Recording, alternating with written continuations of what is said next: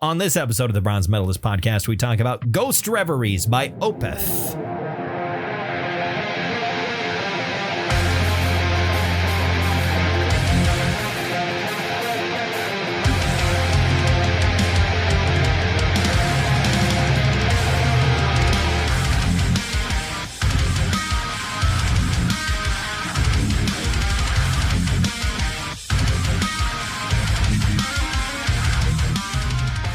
Hi, everyone. Welcome to another episode of the Bronze Metalist podcast. I'm Kale. I'm OJ. We're two professional broadcasters. We like metal and we like to talk about it. And today we're talking about the 2005 album from Opeth called Ghost Reveries. It's their 8th album.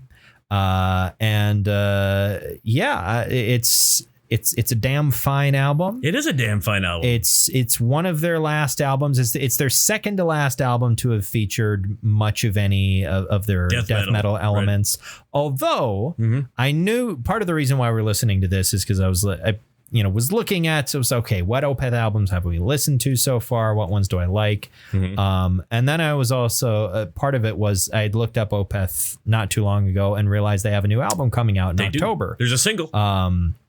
And the album purportedly actually features some amount of returning death metal elements. Nice. Which I'm excited to hear because they have it's been over a decade. The album after this one, which came out in 2008, called Watershed, is the last one up until now to feature any death metal elements, which is, a huge part of the origin of their sound. They started out as a much more straightforward death metal band with some progressive elements that gradually sort of grew and grew and grew until it kind of took over their sound, which that's not to say that their progressive rock / metal albums aren't good. They're great. We talked about In Caught of Venom great album a few years ago. That's a fantastic album. But I'm interested to see what that sounds like now that they are so much more mature than they were when this album came out. Like they were in their early 30s when this album came out. Now they're in their late 40s / early 50s. Right. At this point, like I think Michael Ackerfeld was. I think he's my age. Yeah, he was 31 when this album came out in 2005. So he is my age. Yeah. I'm interested to see what that sounds like coming from them. But for now, we'll talk about Ghost Reveries. But we'll get to that a little bit later on. How are you doing? I'm doing fantastic. That's good. I was going to talk about a video I saw this week. I think more and more over the last couple of years or so. Anytime I see a video from Finn McKenty, you know who that is? No. He's the punk rock MBA or whatever he is. Okay. He does these sort of long form YouTube videos where he talks about like the history of a genre or how he feels about it or an idea that he has, or just it's kind of more of an essay sort of situation. Yeah. And his latest one was talking about how rock and roll has gotten boring. Okay. Like it's all boring. He talks about how, there have been all these great milestones, these different movements and different things that have come out.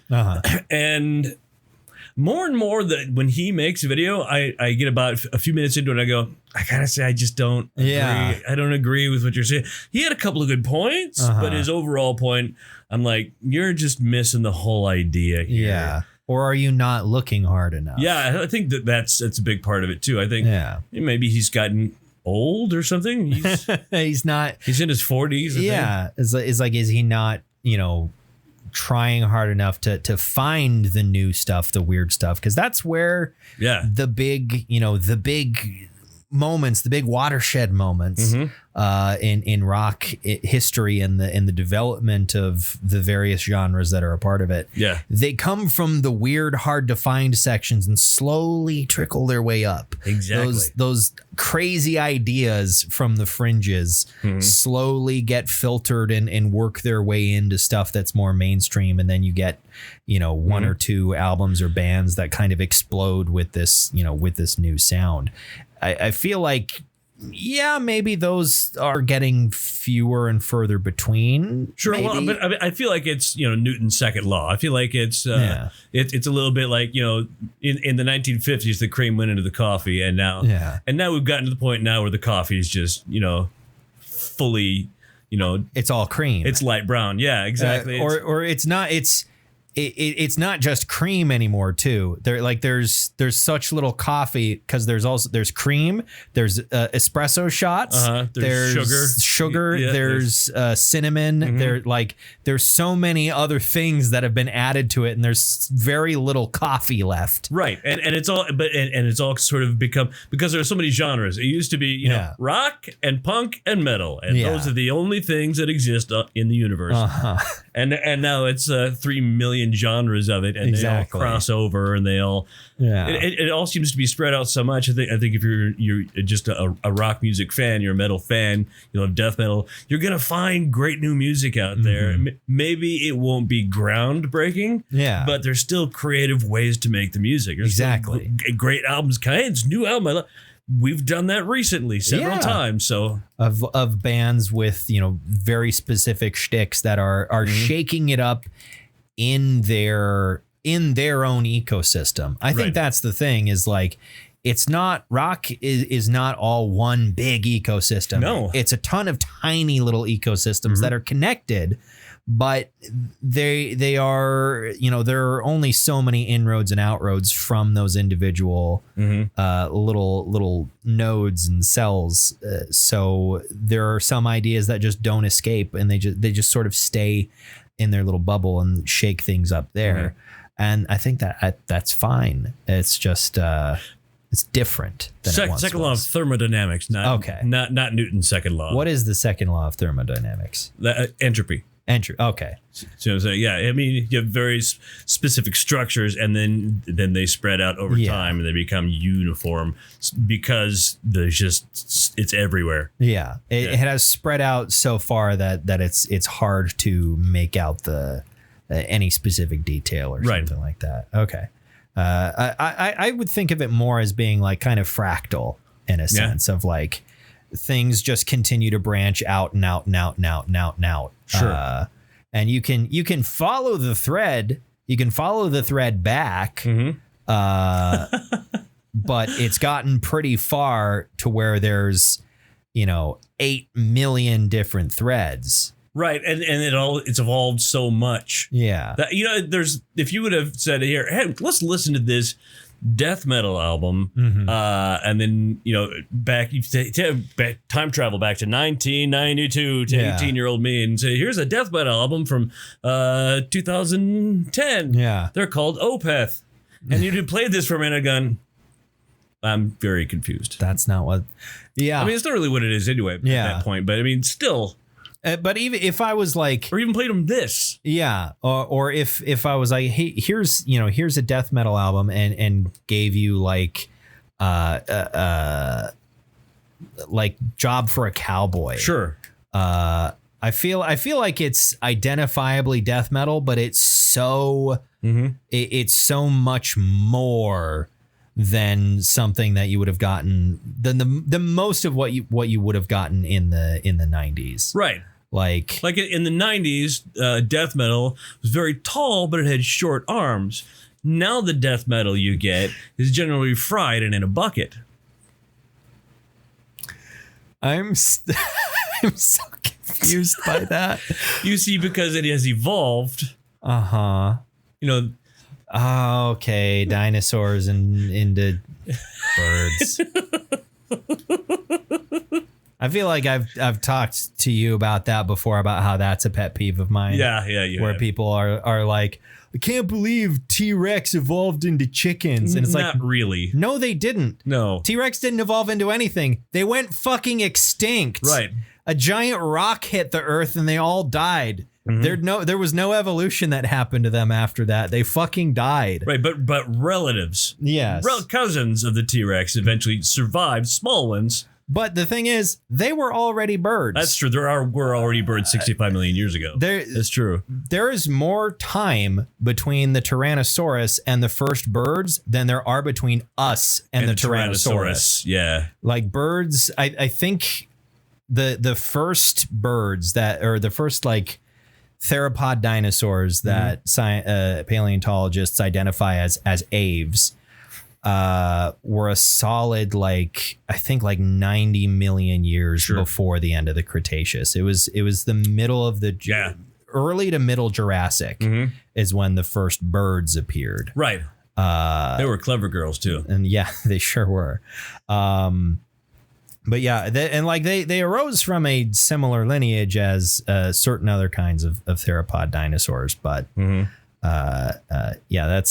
it's dinosaurs being, you know, probably my oldest special interest, quote unquote.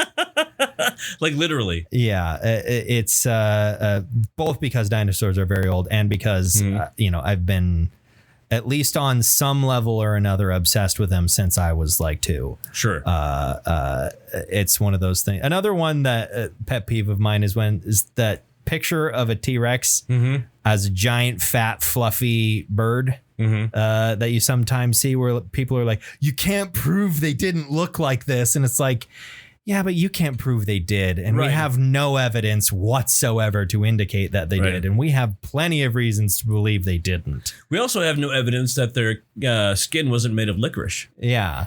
Well, because that's how evidence works. I think we do have evidence that their skin wasn't made of licorice, because I think we have some DNA. Not DNA, but I think we have some fossilized skin impressions. Sure. Of like a T-Rex was lying on this at some point, and the impression of their skin fossilized. It pressed its Twizzler into the... Yeah, it's Twizzler.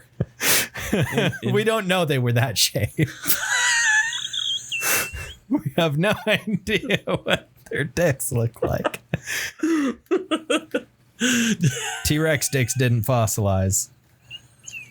But they didn't. They like leave an imprint in the mud somewhere. As far as we know, we don't get to see D-Rex. You know, I've never seen that come up in like you know, on my YouTube recommendations of like you know, fossilized dinosaur dick or something like that. I feel like my YouTube algorithm is weird enough that it would show me videos like, because that's also a funny sort of video title that could, I guess you wouldn't put dick in there because that would like YouTube's algorithm does not like it when you have profanity in your title. But I feel like if something, there has to be something. Yeah, has to be a Stegosaurus wiener. I think the issue is because they are, you know, ultimately reptiles. I mean, they're not literally reptiles, but, you know, they generally do not have exterior genitals. Right. Do they have a cloaca or? They're archosaurs, I guess would be the term. Sure. They probably would have. Birds do. So, like you know, same with birds and crocodile. Like birds ain't walking around hanging dong. Ducks do have dicks, but they do, internal. But they don't come out unless we got to stop talking about. They're like a small radio antenna. Yeah, they only appear when it's time to go. They're not walking around swanging dong. No, that would make it hard to fly. You would think. I mean. Or if you're a crocodile and you're dragging your body across the ground, that would be uncomfortable. It would be. You'd be dragging your wang. Dragon wang. You don't want a dragon wang. No. You don't want dragon wang. No, you don't want dragon wang. Unless you're donkey from... Wait, no. The dragon was a female. The female, yeah. She was getting donkey wang. Donkey dick. Oh, no. Hi, Mrs. Borner. I feel like that's not the weirdest thing we've talked about. It's here. probably not. Far from it, to be honest. Before we move on from dinosaurs, if you the listener are like interested in dinosaur stuff, you might enjoy it. There's a YouTube channel called Your Dinosaurs Are Wrong that has a very fun concept of the show. There's like very detailed research that's done. The host of the show is not a paleontologist, but he's like an animator, but he's very interested in dinosaurs. And the premise of the show is that people send them in dinosaur toys, and then they use the toy to explore, like discussing all of the things that are inaccurate about the toy. They paint a picture of what the animal looked like in life. Sure. Do people go out of their way to send them toys that are clearly bad? I mean, I don't know if people go out of their way to do so, but You don't have to try very hard, especially the older the toy is. But there have definitely been some really atrocious ones that have been sent in where it's like, this is supposed to be this dinosaur, right? But you'd never know unless it didn't say, printed on the underside of this dinosaur that, this is a Giganotosaurus. Right. And it's wearing a hat. I think actually their mascot does wear a top hat. Does it really? They have a funny little like bad dinosaur toy that has a top hat. I can't remember what his name is. But yeah, it's a show that I like quite a lot. And find it. Your dinosaur is wrong. Yeah, your dinosaurs are wrong. Okay. It's a fun show. Anyway, you're moving. Yeah, I'm moving. I mean, that's still a thing that's happening, ongoing. and will continue to happen for the next month and a bit. Yeah. God, I find myself getting distracted at work a lot because I will start thinking about like where stuff is going to go. Right. And it's 2-bedroom, right? You got 2-bedroom? Yeah, it's a 2-bedroom. And I'm like, I think both of the bedrooms themselves are the same size. And I believe they're bigger than this, which this is a pretty small room. Yeah. Here. This one is smaller than your bedroom. Yeah. Right? My bedroom is bigger than the room that we're in right now. Mm-hmm. Not too much bigger though. This would be where you put your kid if you lived. Yeah. The bedrooms themselves in my new apartment will be bigger than well, I think they're probably about the size of my bedroom here. Gotcha. The master bedroom just has a bigger a walk-through closet and a master bathroom. Nice. But I'm like thinking about like I need to figure out exact sizes and stuff because what I would love to do is have like my computer and my computer desk and everything in that spare bedroom and be able to bring my big table in there as well that we play D&D at. Right, yeah. And have that in that room with all my D&D stuff. So it's just it's all of my gaming stuff is in the same space. Mm-hmm. I like the idea of that, but that table is pretty big. It is a big table. And so I don't know if it will fit. Have you gone over there with a tape measure at all? I can't. You can't? Because I don't have access to that. I won't have access to that unit until... But you looked at the model. Yeah, right? I didn't have... I mean, I would have to ask again. I probably could. You could. Can I come in here? Can I get me? Or you know what? Actually, they probably have that on file. You could say, hey, could you send me a PDF of the dimensions of this place so I can figure out what shit I can put where? I might be able to get an idea from that. I feel like I have such little...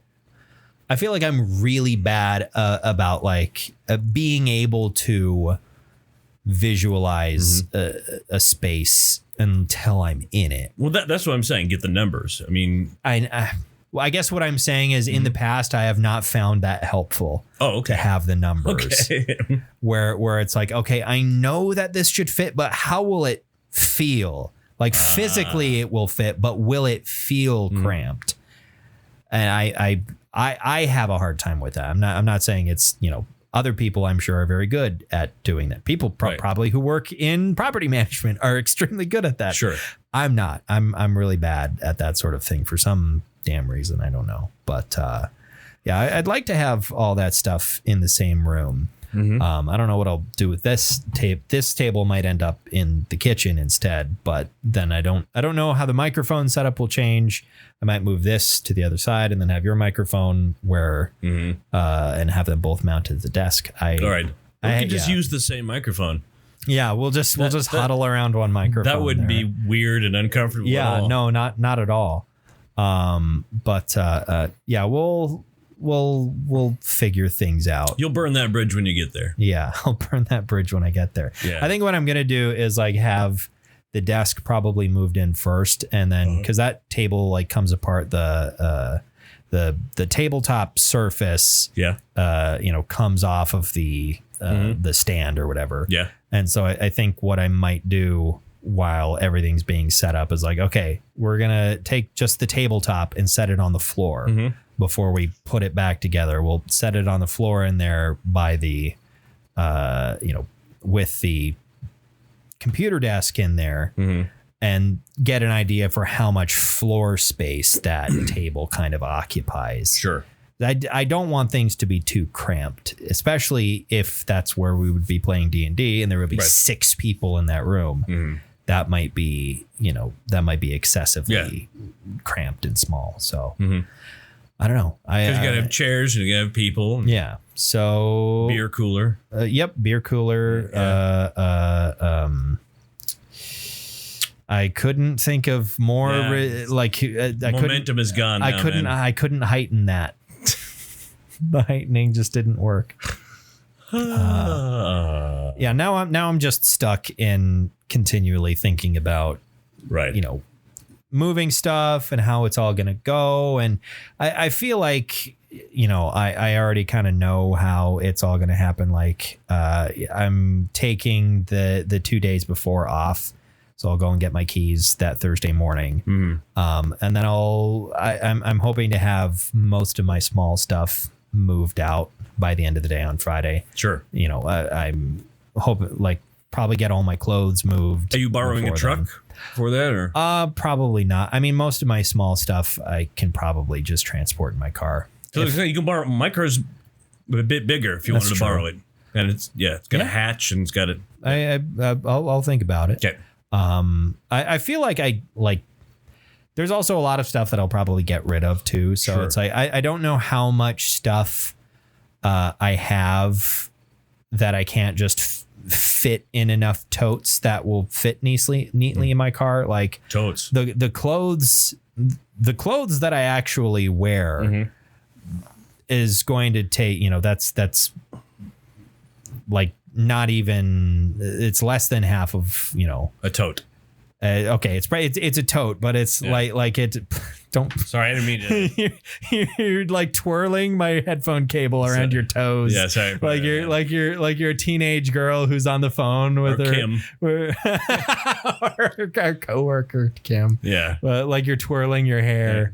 Or the phone cable, and you're talking to your boyfriend on the phone. You know what? I came upstairs, by the way, from I think I ate a bagel, and then I came upstairs, and she was doing some sort of stretching exercise, but it totally looked like she was posing for like some Vanity Fair. And then I told her, I said, you know what? She's done so many of these. I think it's possible that what we need to do is find a charity that we want to help out, and what we're going to do is sell the Kim calendar. Sure. We're gonna have her every month doing because she poses on everything. Yeah. She'll be on her belly with her feet up in the air. She'll stretches out on the couch. Yeah, maybe talking to her phone. So anyway, what did Jennifer do tonight? Because she totally sounds like that. Yeah, she's a Midwestern woman in her 60s. Yeah. So, I mean, but she's a Midwestern grandma. Yeah. But she poses like. I don't know. I never know when I come back from lunch, when she's done with her stuff, what pose she's going to be in when I walk in back from lunch. But I wonder if there's something we don't know. What do you mean? Like if we found an old paper magazine that Kim was actually a model. Kim was actually in the early 1980s. Maybe. Who knows? Maybe she was a fashion model at some point, or weirder. But I mean, I feel like that would mean our boss would be keeping that secret then, because he's known her husband for an extremely long time, and really her too. But by extension, they got married in 1986. Yeah, so they've known each other a very long time. Yeah, that's all work stuff. Yeah, that our listeners don't know anything about. I feel like she could have been a Bond girl. That would have been. Maybe that's what it was. There was the Bond movie that didn't get released. It was made. And it didn't get released because it was starring an American actor. Right, they had an American actor, and the studio poo-pooed it. They said, they got halfway through shooting it. American Bond just won't go. We're giving it to this Pierce Brosnan fellow. Yeah. Well, no, this would have been before. This would have been, oh my God, what's his name? The one before Pierce Brosnan. Was it Dalton? Dalton, yeah. It was Dalton before? Yeah, okay. Timothy Dalton. When was Brosnan's first Bond movie? Was that in the 90s already? Brosnan's first Bond movie, I think. Yeah, Goldeneye. That might have been it. Yeah. Yeah. I was gonna say I'm not really a James Bond fan. So not that I dislike James Bond, but I you just don't go out of your way to watch. Yeah, it. it's not Bond is really some people's cup of tea, so to speak. I really wish they would put GoldenEye, the video game, like a remastered version of it for like PlayStation somehow. That was a badass game. See, the thing is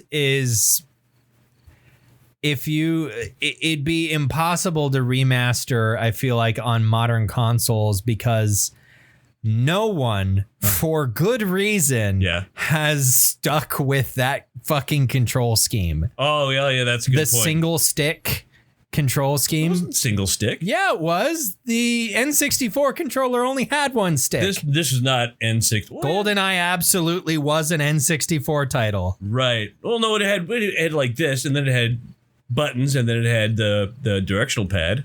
Yeah, but that's still single stick. Sure. The camera, the camera controls. God, it was a 64 game. Yeah.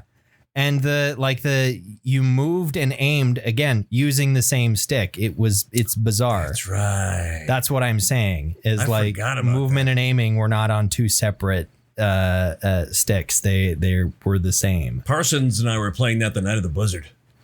The night of the blizzard. Yeah, that night. He started looking off into the distance. The night of the blizzard. I'm never gonna forget that day. Or that 3 days. Recount the tale for us. Okay, well, here's what happened. Sitting at home, we were all supposed to go to work, and no one could get to work because we had, was it 2.5, 3 feet of snow? Jesus. And we were all supposed to work at KX, or we're writing radio and television, and Parsons was sitting at home playing GoldenEye on 64, and I was sitting at my home, like 4 blocks away, and Parsons like, we can't go to work. He said, and I don't want to sit here and fucking play GoldenEye by myself. Get over here. Can you trudge over here? You think you could trudge? So I went through waist high snow, Jesus. And I managed to get to Parsons' house. And then I'm like, hey, are you gonna feel weirded out if I sit here in just my underwear, because these pants are just purely soaked? And he's like, you know what?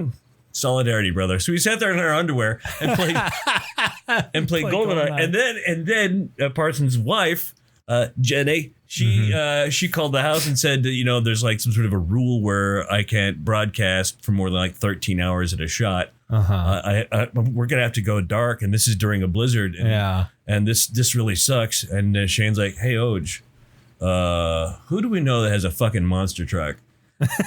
I'm like, dude, the fire chief from Burlington, who actually just lives a couple of blocks from here, he would totally come get us. And so we called him, and he's on his way. And then the sports director calls and says, hey, are you guys really coming here? And we're like, yeah. So find out if Mini Mart's open. Fucking Budweiser and cigarettes, please. I'm like, you don't want food? He's like, fuck food. Who the fuck needs food? We don't need food. We want beer and cigarettes. That's all we need. This is about survival, sir. And it was open. We pulled a monster truck into Mini Mart, bought a whole bunch of a carton of cigarettes, a couple of cases of beer, and we pulled up into the KX parking lot, and the snow was like up to the top of the door. But there was Parsons and me, each with the smokes and beer, waist high or chest high, going through the snow, holding the beer above our heads, and they managed to let us in. We got applause, and it kept snowing. So he and I and his pregnant wife and the new meteorologist Tom, who came because I took over for Jenny, and I went on the air, and I'm broadcasting on the adult contemporary station, and so it was like 2:00 in the morning. Tom, who just moved there, and he was getting to experience North Dakota weather for the first time, and he comes into the studio and goes, hey, man, do you want to talk to me on the radio? I said, yeah, of course I do. Have a seat, buddy. And so he said, I could just smell the beer coming out of him. And he said, oh, this is crazy. I said, yeah. Have we broke the vending machine yet? Yeah, we broke that shit open. We didn't say that on the air, but we talked. It was great. Yeah, it was 1997. Oh God. Yeah, that sort of shit just doesn't happen anymore because everyone can fucking work from home. Yeah, exactly. If we get a big blizzard, TFB, get a COVID ruined blizzards. Yeah, ruined snow days. Yeah, COVID ruined snow days for everybody. Yeah, for kids and adults. Yep. Just one more reason to hate that fucking virus. as if you didn't need any more. As if you needed any more. But I did find out that they did remaster a video game from like just a few years later that I really loved. And I've been talking, I think I was talking to you about it, or I was talking to somebody about it. Fucking Bounty Hunter. Oh, you were talking about, I think that was last week. You were talking about it's a GameCube game. It's Boba Fett. Yeah. Yeah. And then I went to the PlayStation store, just shits and giggles. I'm like, there it is. It's available for $20. Nice. Star Wars Bounty Hunter. Star Wars Bounty Hunter. On the GameCube. But now on the PlayStation. I do not have a GameCube. You don't have a GameCube? Not anymore. What kind of gamer doesn't have a GameCube? It's the cube you play games on. Exactly. I don't know. I guess I did know some people that had a GameCube when I was growing up, but like I never, anytime I went over, we never played any GameCube games.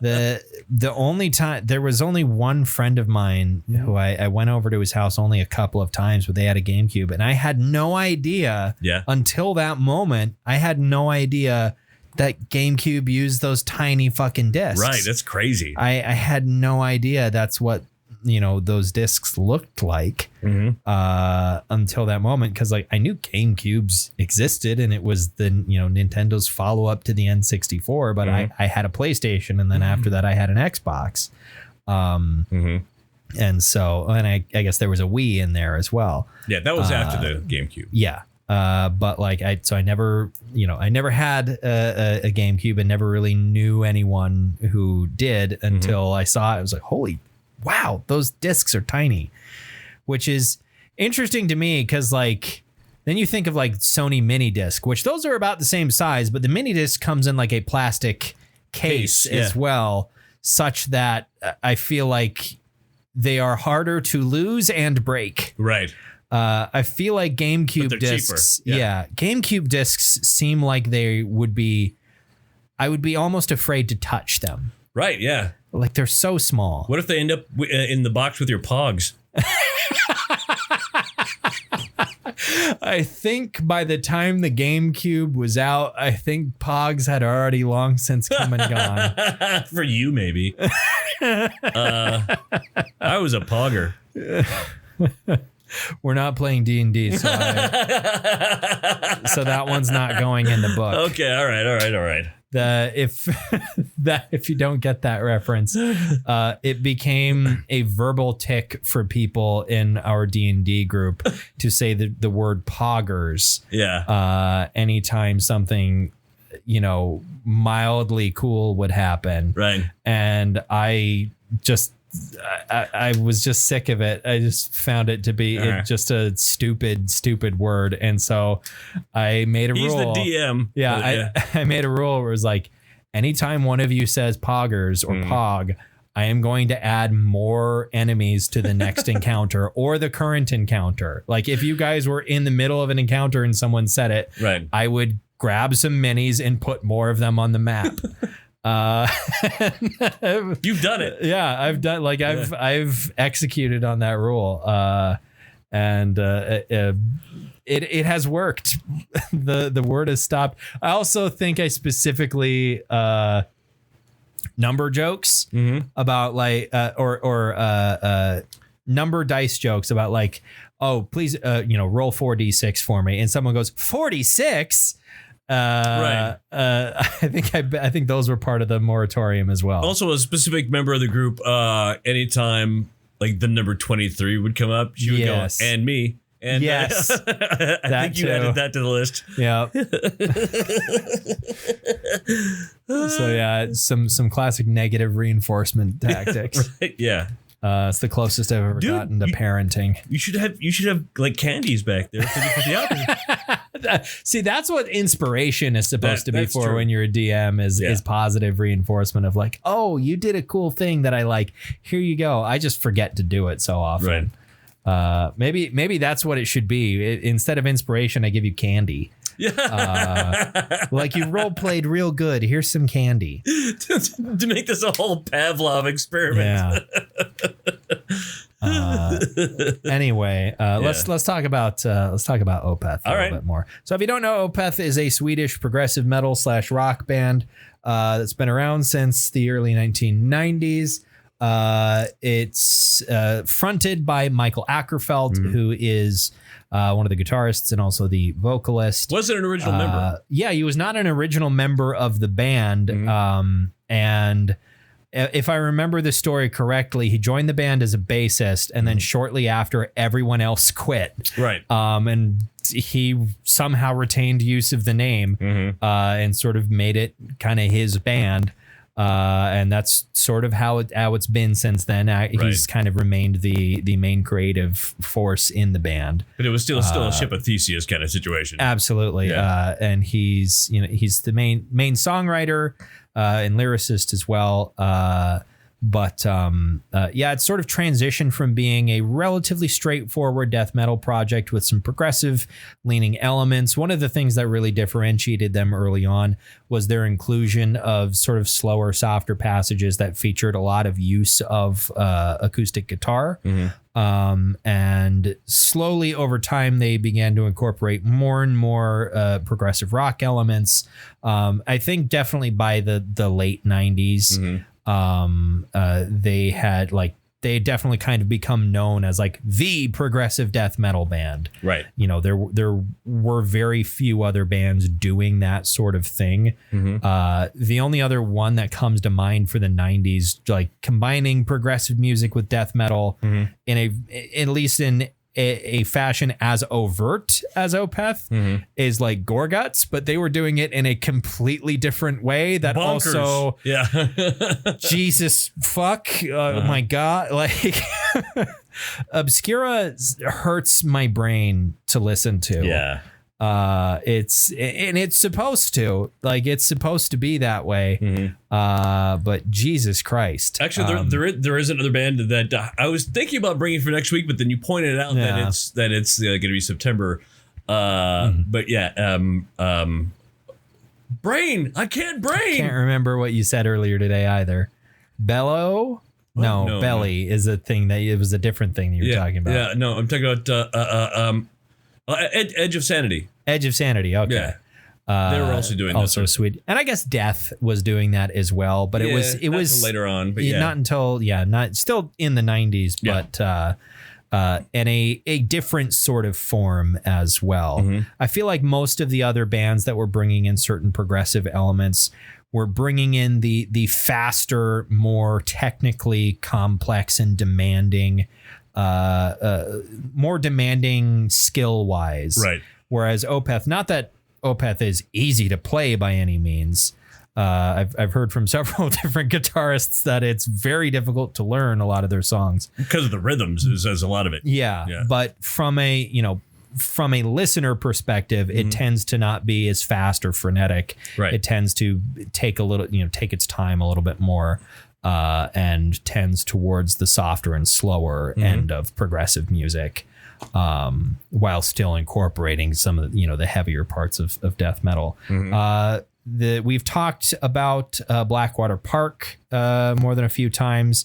There's an album between Blackwater Park and Ghost Reveries called Damnation, and Damnation is actually their first whole hog progressive rock album / progressive metal. Damnation doesn't have any is at least I think I might be wrong about this. It either doesn't have any or has very few like growled vocals on it. It's much more similar to the stuff they've been doing for the last couple of albums. That's about 14 years. And they like that was kind of an experiment at the time of like, can we do this? Can we pull this off? And they could, but I don't know if their fan base was really ready for it at the time. And Michael was singing in a soothing high falsetto. I'd like to hear that. I mean, he can do kind of a falsetto a little bit. He actually does it on this album. Yeah, he does it on Ghost of Perdition. I think most of those things are. Yeah, that's the opening track, right? Yeah, he does. A lot of that's backing vocals, though. Yeah, it's not the lead vocal by any means, but no. Yeah, I think their fan base was not quite ready for that sort of thing at the time. So then they came out with Ghost Reveries, which is, I feel like, a pretty happy middle ground between their death metal side and their progressive rock side. It kind of brings together everything. I feel like if I had to pick one album that was like the most representative of their entire discography, it might be this one. Sure. This is not my favorite Opeth album. I still love Blackwater Park. Right. That's fantastic. And I think Blackwater Park is their best album. But I think if you wanted to pick one album that was like, this album has everything that you could expect from Opeth, it's this one. At any point in their career. Yeah. Like there are some songs that feel much more like, stuff from In Caught of Venom. And then there are some songs that are much more similar to their stuff from the 90s. Yeah, this album is a little bit all over the place now that I think about it. Yeah. And I feel like, for me, like I like this album. Yeah. But I feel like there are a lot of songs on it that part of it too is the structure of it, where they will have a long like prog metal track, followed up by like a 5-minute sort of meandering kind of acoustic, or softer sort of track that are very pretty, very beautiful, very well written, but also boring. Little bit. And a lot of their long prog songs also tend to have a kind of boring second half that just sort of peters out a little bit. I think the high points on this album are incredibly high. I think, Ghost of Perdition and The Grand Conjuration are probably up there as like two of their best songs from their entire discography. But there are a lot of songs in the middle that I found myself, they kind of overstayed their welcome a little bit. Kind of funky. Yeah, every once in a while too. Yeah, a little funky. I think a big part of that, and we were discussing this earlier today, because you were like, I get weird Dream Theater vibes. Yeah. I think a big part of that is the prevalence of keyboard on this album. They had probably had keyboard on previous albums before this. I don't think this is their first album with keyboard on it. But it's very prevalent here. Yeah, it feels much higher up in the mix and much more forward than it had been on their previous work. And it would stay that way, for the rest of their discography and be a big part of their sound. And I think that really, the keyboard and the specific sounds that they use and the samples that they use are a big part of what makes this album feel like it is so transitional, because you have the songwriting of some of their earlier work with that more keyboard forward sound that they have later on. That feels very prog rock. I feel like when you think of progressive rock, any progressive rock band out there, they've got a keyboardist. Right. Like that's a rock band is usually, 1-2 guitarists, drums, bass, vocalist. Maybe the vocalist is playing one of the guitars, or rarely the drums. But those are your elements. You don't necessarily need a keyboard. But when you think of progressive rock, it's going to have a keyboard. 9 out of 10 bands have a dedicated keyboardist. Right.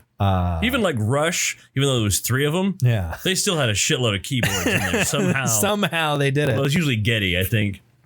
Well, and keys are one of those things that's easy enough to program too. True. Because, if you're doing live performances, you can have that on a backing track easily enough. Especially if you don't have someone like fucking Jordan Rudess who you can trust to improvise the best thing you've ever heard. Right. You've watched the videos where they play him something he's never heard before, I probably have seen it. Like minus the keyboards, and then say, "Hey, can you play the keyboards that are supposed to go with this?" And then he'll just do it flawlessly. I mean, it's not. I mean, it is flawless for him. He's not playing what the keyboardist was originally playing. Yeah, and I think in most cases, what he's doing is better.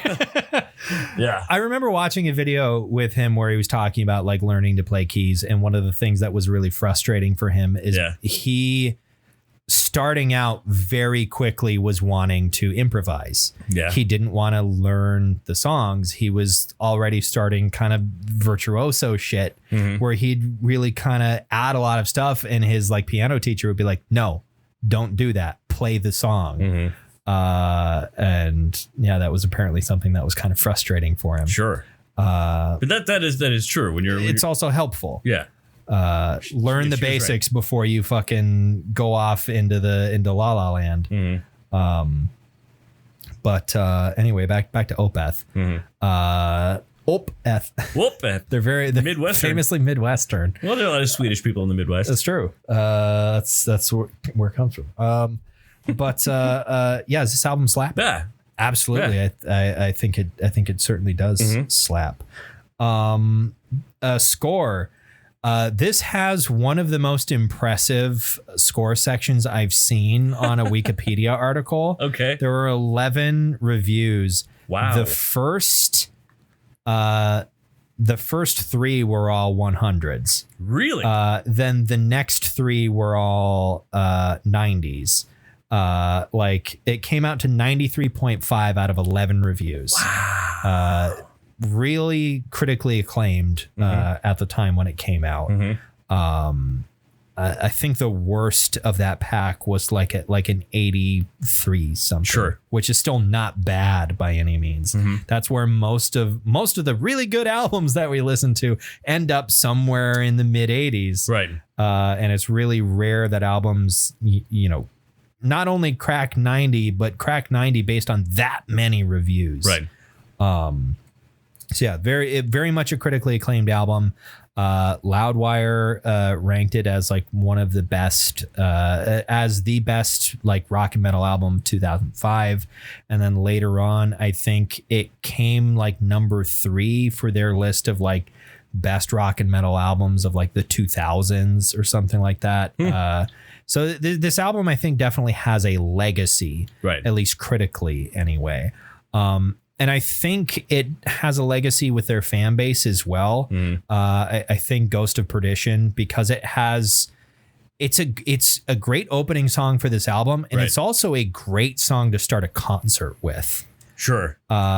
Because you have kind of that ominous keyboard or those ominous strummings on the guitar. Yeah. That then just erupts immediately into this big, huge riff with Ackerfeld's growls over it. Right.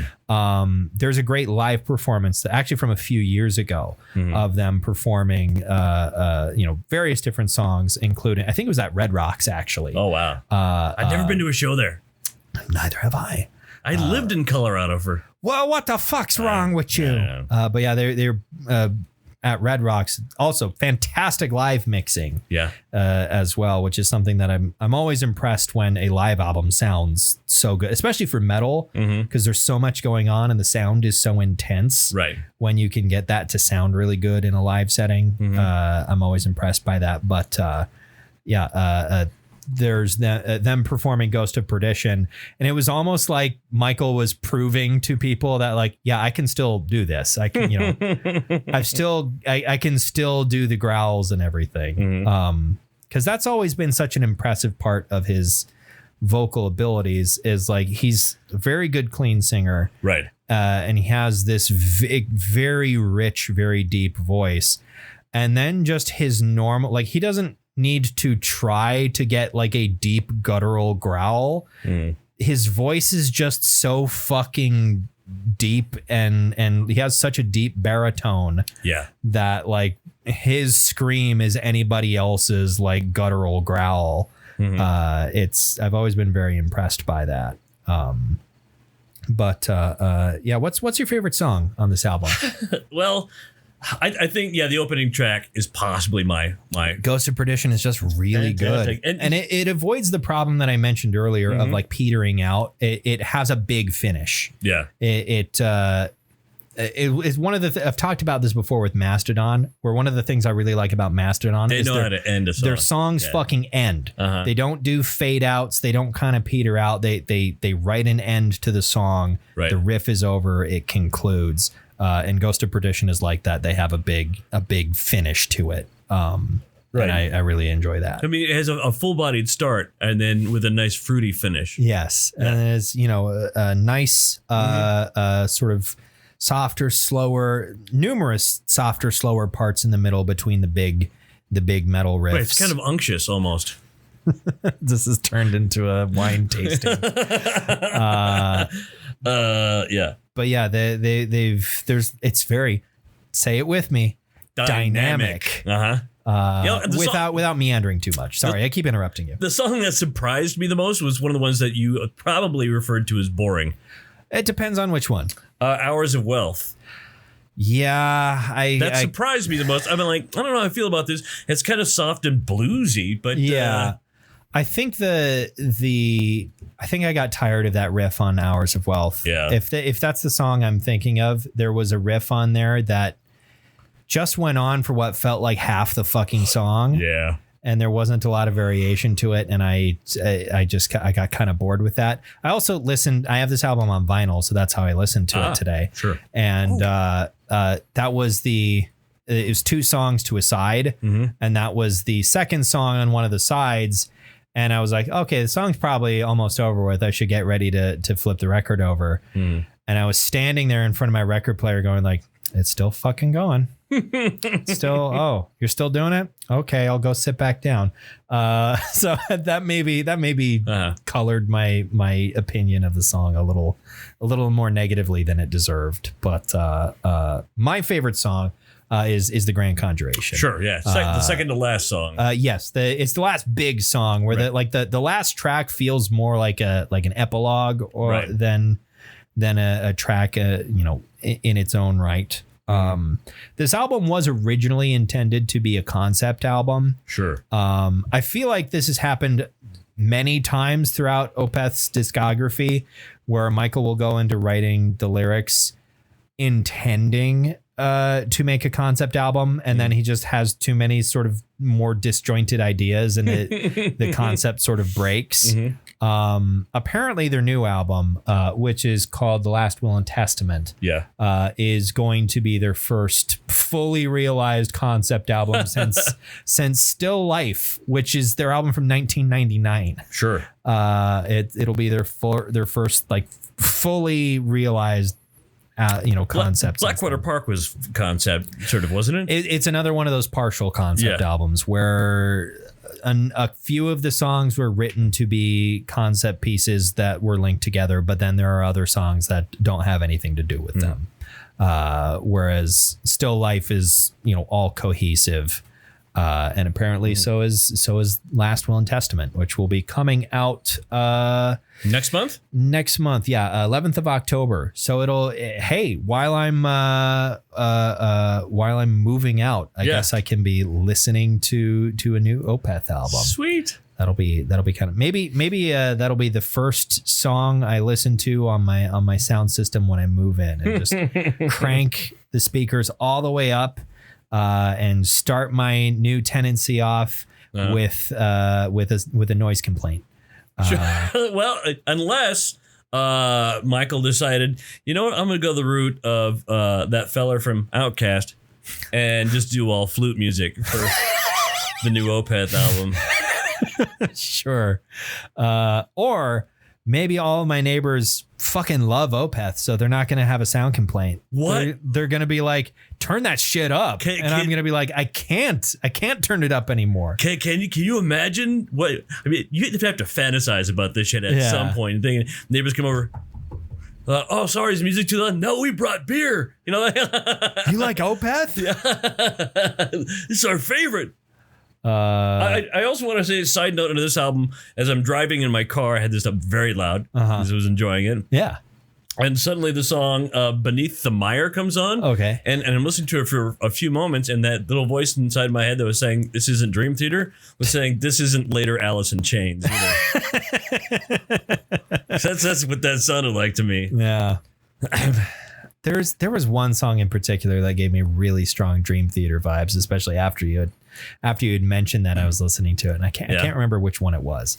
But there was one I was like, this must have been what OJ was listening to when he was talking about the Dream Theater vibe, but I can't remember which one it was. That's also a problem with listening to it on vinyl is sometimes you forget that you're not paying close attention to the song titles. Right. Although they're not on the disc. Yeah. Well, they actually are on the disc, but the disc is spinning around, right, so it's they're in the middle. Hard to read them. They were on the back of the slipcover, and I did take a look at them. Yeah. Particularly when I was getting up to turn the disc over, but I feel like a lot of the interstitial sort of shorter like prog rock songs got a little lost for me.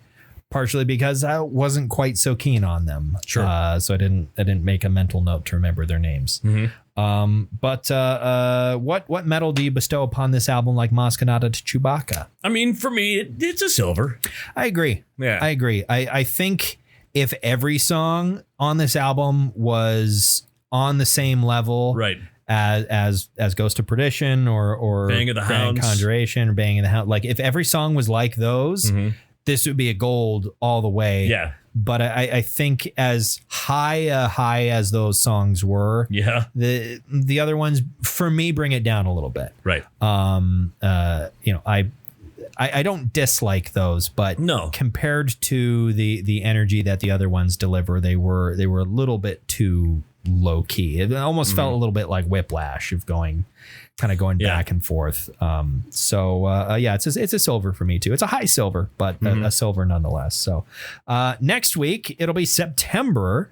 And so September is one of our months. March and September are the 2 months we set aside to specifically talk about albums that are not metal, that we happen to enjoy anyway. Right. So what do you want to talk about next week? Well, I mentioned this before the podcast, because now it's kind of the point we've done how many, 300 and how many some episodes? I don't remember. So this will be 313 or 14. I have so many albums that I still want to talk about, but I can't remember which ones I brought at this point. Yeah. So I wanted to bring an album of the most 1990s thing you're ever going to hear. Okay. There's a band this was from 1993 called Belly. The album is called Star. Get in my belly. Star. Yeah. That actually, both 90s and Star gives me an idea for what I maybe want to talk about after that. If I remember that I said this and I have this idea, then maybe we'll talk about it. But it's not like Mazzy Star, is it? Yeah, it is. Okay. It is actually Mazzy Star. All right. There's some haunting songs. Yeah. I mean, you know me. That's American Football has a cover of Fade Into You that I really love. Well, my God. And you said that and I get chills. Yeah.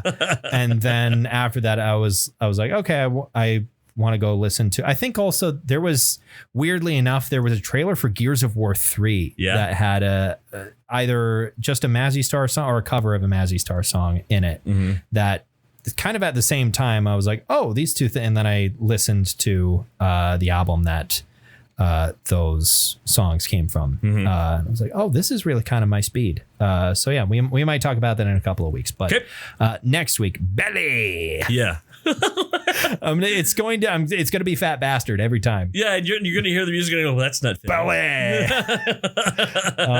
So yeah, until next time, why don't you go ahead and follow our social media pages on Facebook or Twitter or whatever it's called these days, and also go ahead and subscribe to our feed on whatever podcast service you're using to listen to us. Thank you very much for listening to another episode of the Bronze Metalist Podcast. I'm Cale. I'm OJ. Congratulations.